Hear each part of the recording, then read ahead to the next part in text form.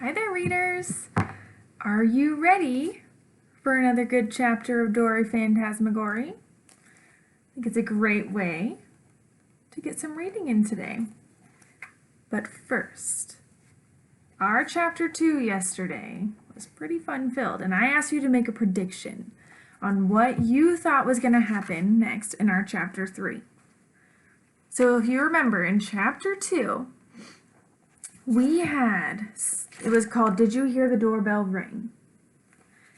And remember, it was Mrs. Gobblecracker coming to the door. Now I want you to think about how Dory handled Mrs. Gobblecracker. To me, she looks a little scared. I also remember in this chapter that Dory had a dart, and that she called it her sleeping dart. And in this, Dory got Mrs. Gobblecracker in the bum with the dart, and she fell asleep in the hallway. Now, based on our sneak peek, we know that Mrs. Gobblecracker did not stay asleep. So, let's find out to see if your prediction was correct for Chapter 3, called Chicken Bone. As I step over Mrs. Gobblecracker's body on my way to breakfast, I start to worry.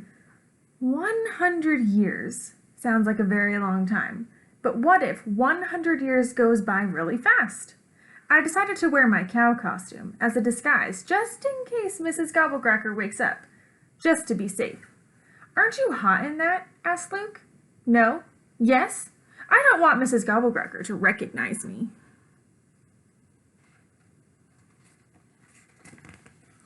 Stop talking about Mrs. Gobblecracker, screams Violet.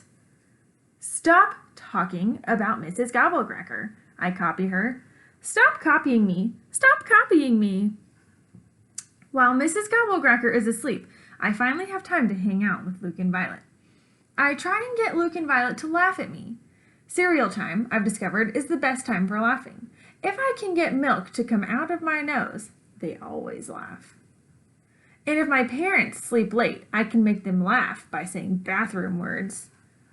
And then I blank, and then, some bathroom words, and then the toilet broke.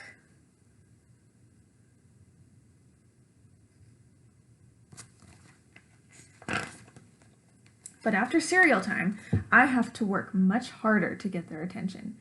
If you want, you can milk me, I offer Violet. Ew, says Violet. Okay, I'll milk myself and fill up my glass for you. I offer. Get away from me, screams Violet. I follow Luke and Violet around the house and think of ways to impress them. Mary follows me. Can I draw a mustache on Mrs. Gobblecracker while she's asleep? Asks Mary. No, that is way too risky, I tell her.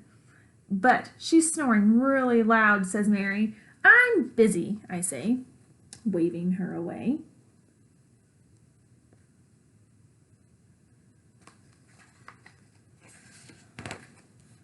Hey guys, do you want to see a magic trick? See the stick in this hand, I say? Then I put my hands behind my back. Now, it's in this hand, ta-da. I'm going to pull it out. Ready? 1, 2. That's the worst trick I've seen, says Luke. Left hand on red. Want to see me eat a napkin? They didn't even want to see me eat a napkin.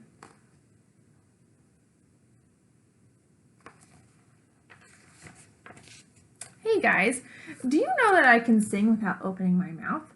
I'm dead serious. Listen. Pink?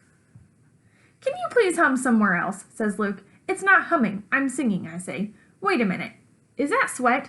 Says Violet, looking up. Are you covered in sweat? She asks. Take that thing off. Nope, I say, and fold my arms. I will not.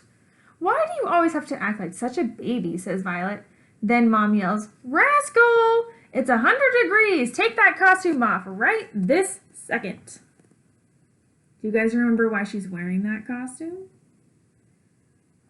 Just in case Mrs. Gobblecracker wakes up. She's in disguise. I am boiling mad. I was singing. You are interrupting. I collapse onto the kitchen floor. The tile feels cool on my hot face. My tears fall onto the diamond patterns in the tile that I know so well from so many temper tantrums. As I'm screaming and kicking and crying, I unbutton my cow costume and strip down to my underwear because it's way too hot to have this temper tantrum in a cow costume. Not because they told me to. When I'm all done, I put my bathing suit on and go outside. Who's in the window?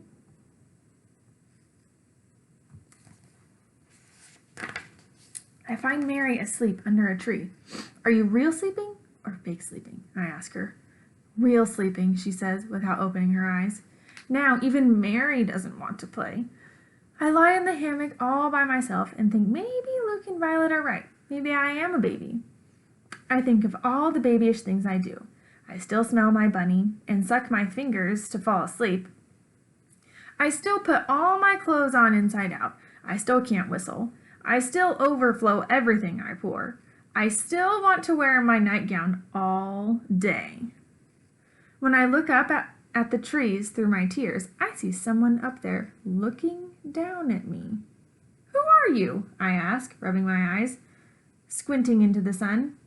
I'm your fairy godmother, says the little man, crawling down from a tree like the koala.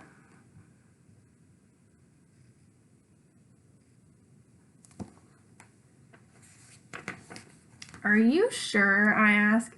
You don't look like a fairy godmother. Well, pretty sure, he says, but he looks kind of confused to me. Well, the important thing is, I'm here to help you. He says his name is Mr. Nuggy, and that he lives in the woods. Boy, do I need help, I say. Can you turn me into something else? I have too many problems as a human. Sure, he says. How about a pineapple? Okay, I say, shrugging. Why not?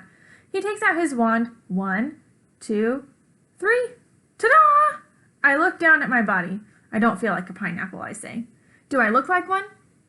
Mr. Nuggy looks at me very carefully. He sniffs me and pokes me. Then sadly he shakes his head. I'm sorry. It's okay. But then I have an idea. How about a puppy? I say. Can you turn me into a puppy?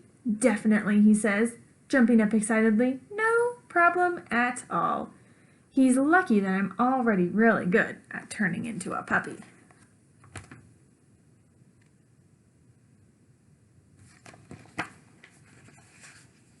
Okay, so we have a new character, Mr. Nuggy, the fairy godmother. 1, 2, 3. He waves his wand. I drop to my hands and knees. Woof, woof, woof. I bark and wag my tail. Mr. Nuggy looks very pleased. I turn into a puppy just in time. Who is standing in the doorway? Oh.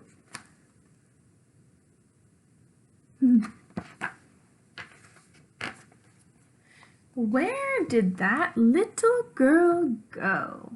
She was just out here. And where did this dog come from? Mrs. Gobblecracker asked Mr. Nuggy. You might be imagining things, says Mr. Nuggy. There's no girl here. I know you're up to something, Nuggy, she says. Your silly little tricks have never worked on me.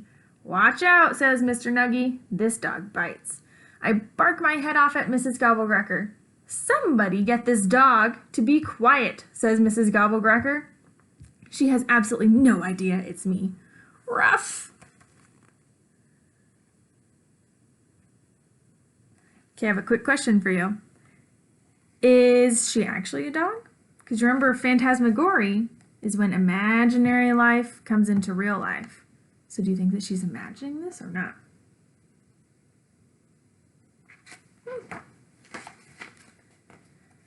Woof, woof, I say, which means my human days are over. And boy, do I mean it. Mr. Nuggy says, I have to go now. My wife needs me home for dinner. He starts to climb back up the same tree. Woof, woof, woof. I bark up the tree after him, which means, wait, what's your phone number? You can call me from any banana, he calls down, no numbers. Then he disappears into the summer leaves. Violet and Luke come outside to play frisbee, and I turn to tell them the news. I have great news. Mrs. Gobbleglocker will never find me. Really? You decided to stop acting like a baby? Asked Violet. No, I decided to stop acting like a human, I say. Oh, brother, says Violet, don't tell me. I don't want to know. No problem, I say, because I can't talk anyway. Woof, woof. Woof, woof, woof, woof, woof, I say, chasing after the frisbee. What is this? She find in her bum.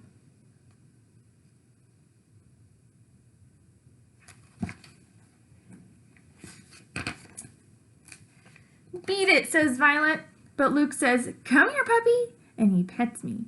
What's your name, puppy? I have to think of a very good name so that Luke will be excited to play with me. I concentrate really hard. Ooh, great hammock. Finally, I say my name without opening my mouth since puppies don't talk. Chicken Bone. Your name is Chicken Bone? I nodded my head. Yes, and say, woof, woof, woof. Luke looks pleased.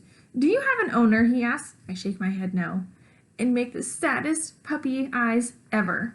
Well, he says, petting me, I could be your owner, but you have to be a good dog. Woof, woof, woof. I jump around and wag my tail and do somersaults to show how happy I am. It turns out Luke really wants to be a dog owner. I never knew. I have long, shaggy white fur with brown spots, and I have pink polka-dotted bow and a wet nose, and I'm very jumpy, and I usually have spit on my face.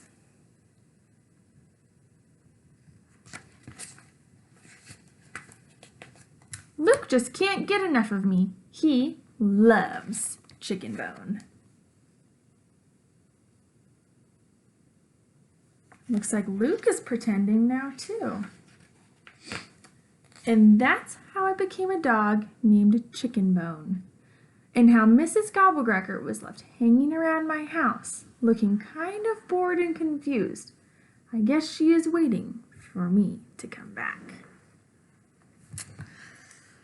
That is the end of chapter 3. Okay, let's take a little sneak peek at chapter 4. It's called If You Take a Dog to the Doctor.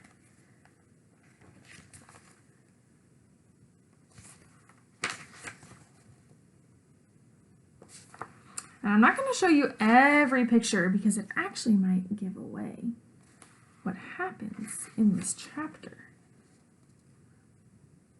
Okay, last picture.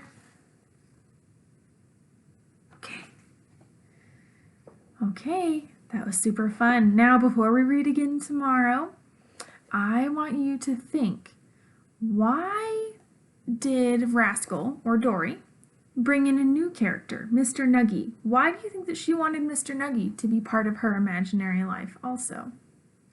So think about that. We will read again tomorrow. I hope that you are enjoying our read alouds, and I hope you have a great day. Bye.